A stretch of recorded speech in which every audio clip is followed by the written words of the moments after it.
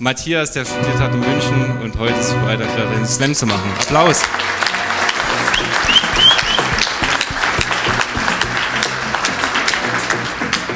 Was für ein glorreicher Moment. Darf ich dir das Mikro weitergeben?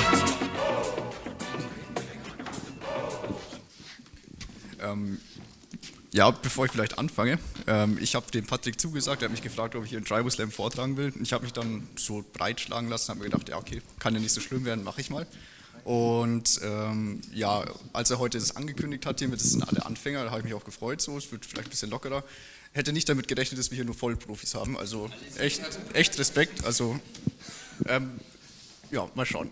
Gut, also wie wir bereits schon gehört haben, wenn man sich oft kommt man einfach nur durch Zufälle zur Tribologie. Und bei mir war das eben ähnlich, wie der Patrick schon angerissen hat. Ich war auf der Suche nach einer Bachelorarbeit und dann bin ich über die Stellenanzeige gestolpert und nun ja, dann war halt der Begriff Tribologie. Ich konnte damit überhaupt nichts anfangen, habe dann, wie wir schon gehört haben, gegoogelt, habe aber den ersten Suchvorschlag genommen, nicht den zweiten. Das heißt, Tribologie ist überall, kommt nämlich besser beim Bewerbungsgespräch. Und dann ja, hat mich das gecatcht und es ist halt einfach so, Tribologie ist überall. Wenn wir in der Mobilität sind, wenn wir uns von A nach B bewegen, im Haushalt, beim Sport, überall und eben auch bei der täglichen Zahnhygiene und nämlich beim Zähneputzen. Und so bin ich dann auch zu meinem Thema gekommen, nämlich die Zahntribologie. Und um das irgendwie tribologisch analysieren zu können, muss man das Zähneputzen ja auch irgendwie auf einen Prüfstand kriegen und das idealerweise so, dass man es auch auf möglichst vielen unterschiedlichen Prüfständen untersuchen kann. Macht halt Sinn so. Und dafür habe ich mir den tribologischen Methodenkoffer zur Hand genommen und mir das tribotechnische System rausgekramt. Das kennt ihr sicherlich alle, ist ja sehr grundlegend, aber um es so ein bisschen ins Gedächtnis zu rufen, hier nochmal ein kleines grundlegendes Schema. Und mit diesem tribotechnischen System kann man eigentlich jedes Realsystem systematisch in die Bestandteile zerlegen und sozusagen den Zahn und den System auf den Zahn füllen sozusagen. Und gesagt, getan, beim Zähneputzen, der Gegenkörper ist die Zahnbürste, die gibt es in den verschiedensten Ausrichtungen von verschiedensten Herstellern, billig, teuer, aus Kunststoff, aus Holz, was eben die Alternative wäre, wenn es um die Nachhaltigkeit geht. Aber wenn man genauer hinschaut, dann ist der eigentliche Gegenkörper die Borste. Und da gibt es 3 wesentliche Merkmale, nämlich einmal die Länge. Umso länger die Borste ist, desto weniger steif ist sie, desto weniger hart.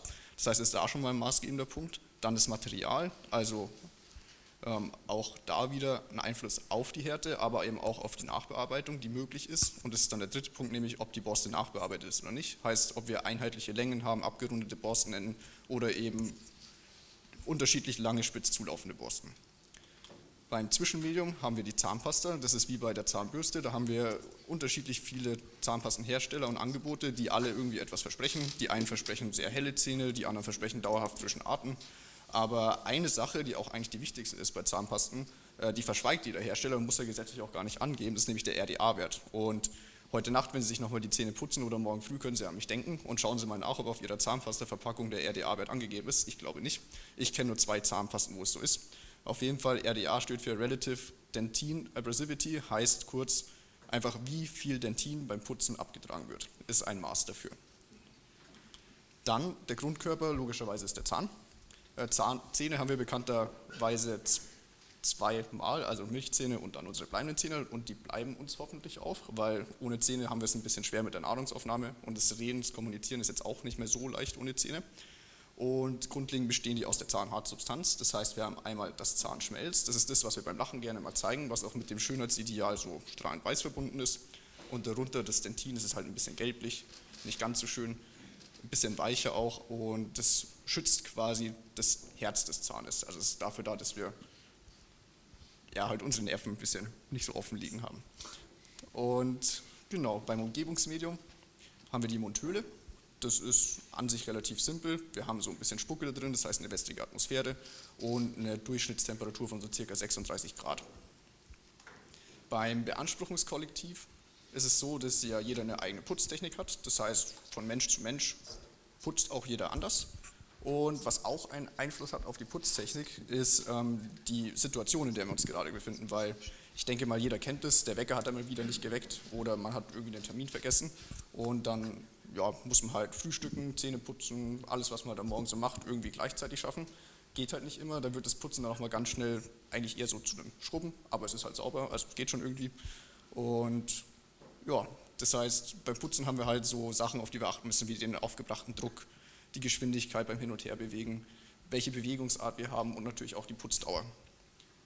Und damit haben wir jetzt eigentlich dieses Realsystem grundlegend analysiert und können mit dem Transfer auf den Labormaßstab anfangen. Und ganz vom Vorteil da ist, dass die Zahnpasta und die Zahnbürste, die können wir im Original einfach so nehmen, die können wir kaufen, die ist allgemein zugänglich, können wir einfach in den Markt gehen. Und auch das mit dem Umgebungsmedium, mit der Wundhöhle, das 36 Grad kann man im Prüfstand einstellen, ist kein Problem. Ein bisschen Wasser hinzugeben, hat man die wässrige Atmosphäre. Und auch beim Beanspruchungskollektiv so ein oszillierendes Putzen, das kriegt man am Trivometer normalerweise simuliert, das haut hin. Wo es ein Problem ist, ist halt der Zahn, weil ja, der Patrick hat schon angekündigt, ich habe mir zwar einen Zahn ziehen lassen, ist aber auch gar nicht so einfach, den einzubringen in diesen Prüfstand und andererseits ist ja auch Sinn der Arbeit, dass man den Zahn eigentlich schützen will und dann will man ja nicht ziehen. Das heißt, wir brauchen einen synthetischen Ersatz. Das freiwillig gemacht mit dem Zahn. Ja, ich will das nur nicht, dass es in den falschen Hals kommt. Nein, also war ein Weisheitszahn, also keine Sorge. Der muss mal raus. Und auf jeden Fall synthetischer Ersatz, da haben wir Dentin, muss irgendwie ersetzt werden, da brauchen wir irgendwas, was eine ähnliche Härte hat, weil es ein ähnliches Verschleißverhalten hat und es wäre in dem Fall ein Dentalgips, den ich mir ausgesucht habe, ein Superhartgips. Vorteil ist, den kann man auch super einfach in eine Standard-Prüfkörperform bringen, also gar kein Problem. Wo man noch mal ein bisschen aufpassen muss, ist mit den unterschiedlichen Prüfständen, die wir haben, denn mit unterschiedlichen Prüfständen kommen auch unterschiedliche Prüfhalter. Heißt, ich habe mir die Zahnbürste genommen, die ein bisschen zurechtgeschnitten. Vorteil, aus einer also aus einem Probenkörper werden 4 Probenkörper, das sind dann 4 kleine Segmente. Und dann kommt man die ganz einfach einbauen.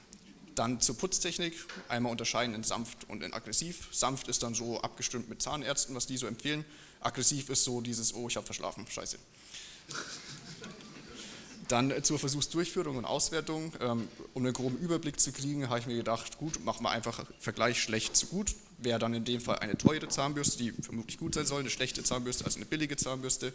Bei den Zahnpasten eine mit einem hohen Abrasivwert, also hoher RDA-Wert, eine mit einem niedrigen. Bei Beanspruchungskollektiv eben sanft und aggressiv. Und bei der Putzdauer muss man noch ein bisschen schauen, weil 2 mal 2 Minuten am Tag putzen, das 4 Minuten, da kommt nicht viel raus beim Prüfstand. Deswegen habe ich mir gedacht, ich beschränke mich so auf ein Jahr. Das wären dann so umgerechnet 24 Stunden mit 4 Minuten täglich. Und dazu kommt noch ein kleines Detail, dass man die Zahnbürste alle 3 Monate wechseln sollte. Das heißt, ich habe es aufgeteilt in 4 Zyklen und dann jeweils die Zahnbürste gewechselt, also das kleine Segment.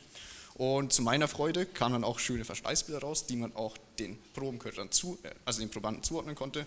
Das heißt, wir hatten oben die beiden, die Sie sehen können, das war mit der teuren Zahnbürste und das untere ist mit der billigen Zahnbürste entstanden. Und auch zu meiner Erfreunis war, dass ich das auch schön zuordnen und erklären konnte, aber das würde jetzt hier deutlich den Rahmen sprengen. Und deswegen sage ich danke für eure Aufmerksamkeit.